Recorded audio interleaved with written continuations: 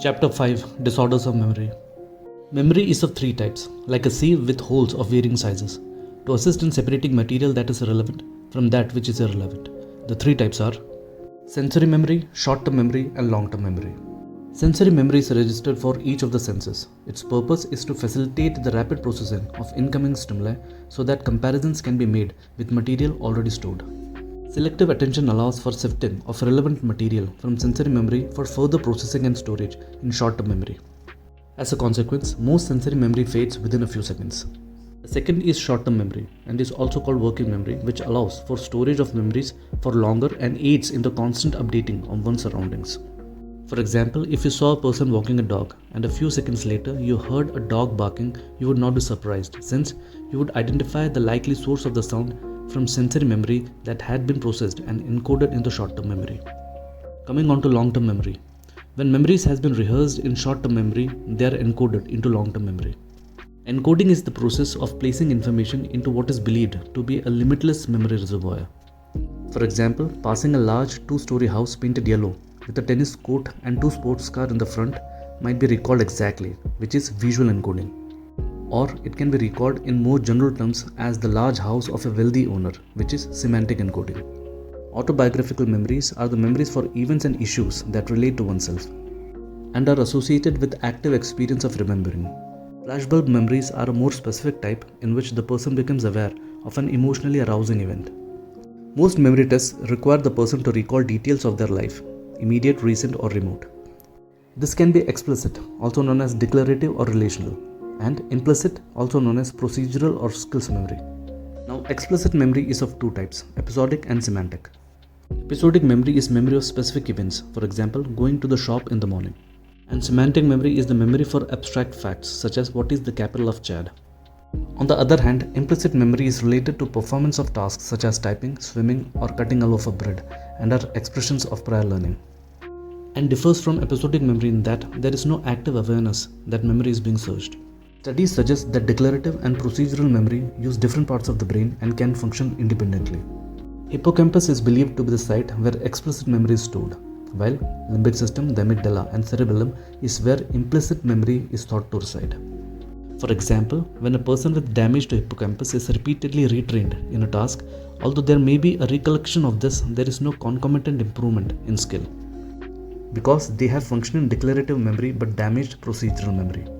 And the hippocampus is particularly important in the transfer of memories from short-term to long-term storage. Memory impairments can be divided into amnesias, that is loss of memory, and paramnesias, that is distortion of memory. Let's first discuss amnesias. Amnesia is the partial or total inability to recall past experiences and events, and its origin may be organic or psychogenic. Normal failure to recall may also occur due to normal memory decay if an item is not rehearsed and thus cannot be retrieved. And interestingly is one of the reasons for statutes of limitations applying to some civil and criminal cases. One more cause is interference from related material. In proactive interference, old memories interfere with new learning and hence with recall. This explains why learning Spanish this year will make it difficult to learn German next year. In retroactive interference, new memories interfere with the retrieval of old material. And this explains why learning Spanish this year makes it difficult to recall German learnt last year. Coming on to psychogenic, dissociative, or hysterical amnesias. This is the sudden amnesia that occurs during periods of extreme trauma and can last for hours or even days. Amnesia will be for personal identity or events. But interestingly, the ability to perform complex behaviors is maintained. Can be associated with fugue or wandering, a state in which the subject travels to another town or country and is often found wandering or lost, and is believed to be more common in those with a prior history of head injury. Catathymic amnesia or motivated forgetting. This is a more limited amnesia for specific traumatic events without any loss of personal identity. Interestingly, some trigger or psychotherapeutic intervention can make the traumatic memory available to consciousness. It is unclear whether the repression is driven by a conscious motivation to forget, that is suppression, or whether it is unconscious, that is primary repression. It is believed to last many years and is said to underpin recovered memory syndrome, and has always been controversial, with some preferring to call it false memory syndrome. Organic amnesias. Acute brain disease. In these conditions, memory is poor owing to disorders of perception and attention. Hence, there is a failure to encode material in long-term memory. Retrograde amnesia includes the events that happened just before the injury. This period is usually no longer than few minutes, but may be longer and is seen in acute head injury. Anterograde amnesia is amnesia of events occurring after the injury and are indicative of failure to encode events into long-term memory. Examples being blackouts in alcoholics following bouts of drinking and delirium due to infections or epilepsy. Subacute coarse brain disease, amnestic state.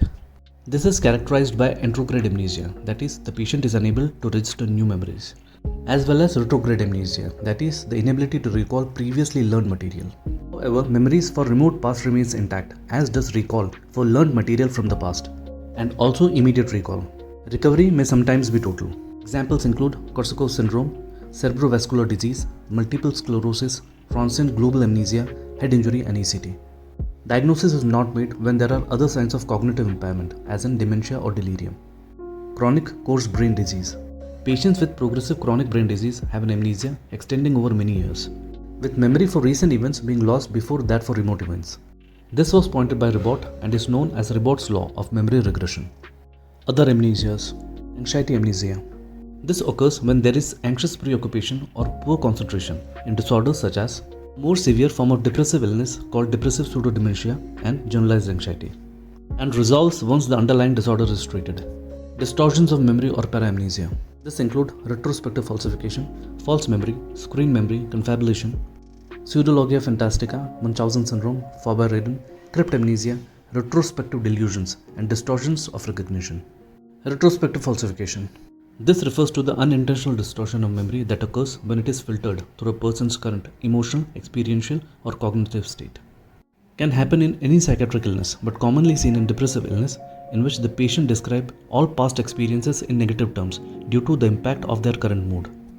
And in hysterical personalities, in whom suggestibility is high and can produce a complete set of distorted memories of the past. False memory. It is the recollection of event or events that did not occur but which the individual strongly believes did take place. The idea was developed specifically in the context of false accusations, as in childhood abuse recalled by the victims in adulthood. But it can also be applied in rare situations such as false confessions to serious crimes.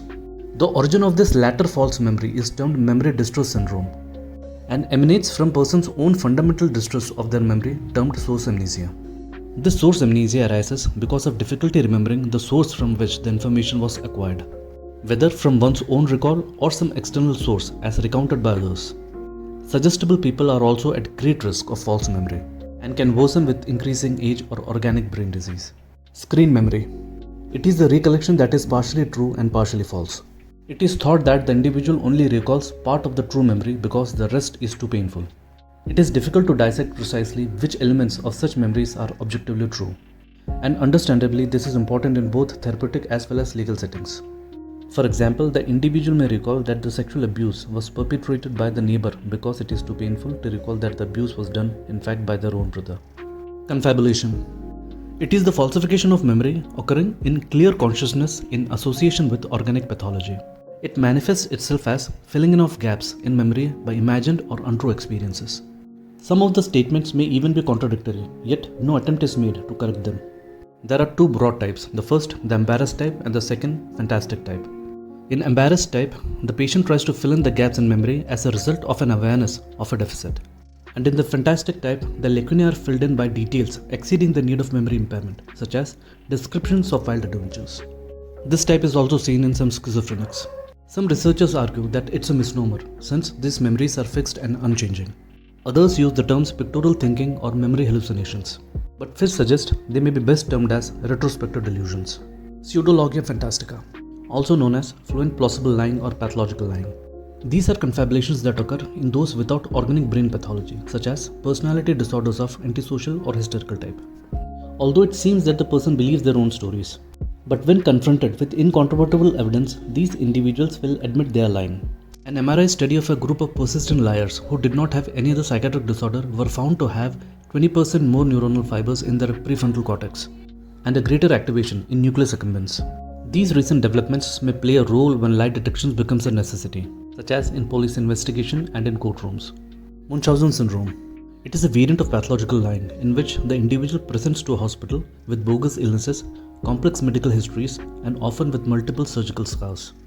In Munchausen's by proxy, the individual, usually a parent, produces a fictitious illness in someone else, generally the child. As can be expected, it is a very controversial diagnosis. Both diagnosis and management can be very challenging in these cases. Vorbereiden or approximate answers. These suggest that the patient understands the questions but appears to be deliberately avoiding the correct answer. It is seen in those with hysterical pseudodementia named after Ganser, who described 4 criminals showing several common features, which included clouding of consciousness with disorientation, auditory or visual hallucinations or pseudo-hallucinations, amnesia for the period, conversion symptoms, recent head injury, infection or severe emotional stress. Ganser believed it to be a hysterical condition with the unconscious production of symptoms to avoid a court appearance. Many now believe that it is indicative of either an organic or a psychotic state rather than hysteria.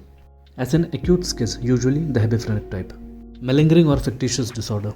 It is a similar condition to approximate answers and is found in those consciously feigning illness. Cryptamnesia. It is the odd experience of not remembering that one is remembering.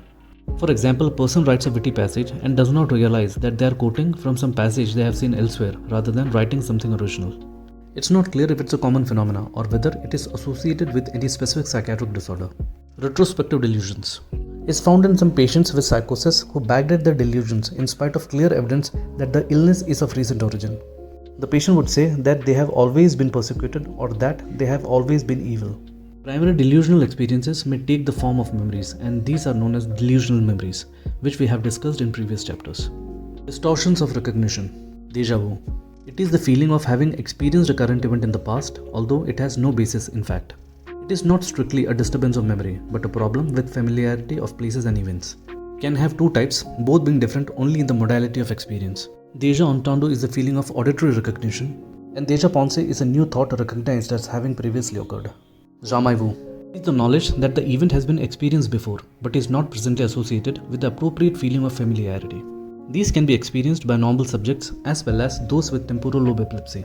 While imaging techniques are being used to examine these phenomena, nothing definitive has yet emerged. False reconnaissance. It is false recognition or misidentification, and it can occur in organic psychosis as well as in acute or chronic schiz, and can be positive or negative. Positive misidentification happens when the patient recognizes strangers as their friends or relatives. Some chronic schiz patients give a false identity to every person they meet. And in negative misidentification, the patient insists that friends and relatives are not whom they say they are, and that they are strangers in disguise. Capgras syndrome. In this, the patient asserts that some or all people are doubles of their real selves. Can occur in schiz and dementia. Hyperamnesia is exaggerated registration, retention, and recall.